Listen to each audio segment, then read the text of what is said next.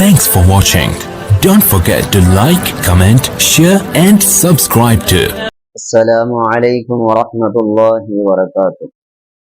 دوستوں، اب ہم غسل کے فرض کو جانیں گے کہ غسل کے اندر اللہ رب العزت نے ہم پر کتنے فرض رکھے ہیں۔ تو اللہ رب العزت نے ہم تمام کے اوپر غسل کے اندر 3 فرض رکھے ہیں، جس کا ادا کرنا ہمارے لیے بہت ضروری ہے۔ اگر ہم غسل نہیں کریں گے تو جو ہمارے بدن پر ناپاکی ہے، یعنی ہمارے بدن پر میل کچیل ہے، مٹی وغیرہ لگی ہوئی ہے، نجاست وغیرہ لگی ہوئی ہے، تو اس سے ہم کس طرح سے پاک ہوں گے؟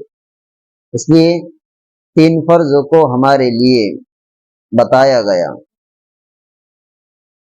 کہ جس میں سے نمبر 1 پر آتا ہے کہ گرگرہ کرنا، اور اگر روزہ ہو تو کلی کرنا، اور نمبر 2 پر آتا ہے کہ ناک کے نرم ہڈی تک کے پانی کو پہنچانا، اور نمبر 3 پر آتا ہے کہ پورے بدن پر اس طرح پانی بہانا کہ ایک بال برابر بھی کوئی جگہ سوکھی نہ رہے، اور اگر جگہ سوکھی رہ جائے تو ہمارا غسل نہیں ہوگا۔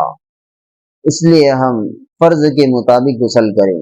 آج دیکھیے ہم کتنے لوگ ایسے ہیں کہ جن کو نہ وضو کے فرائض معلوم ہیں، نہ غسل کے فرائض معلوم ہیں، نہ نماز کے فرض معلوم ہے کہ نماز کے اندر کتنے فرض ہیں، اور نہ نماز پڑھتے آتی ہے کہ نماز کس طرح سے پڑھی جائے۔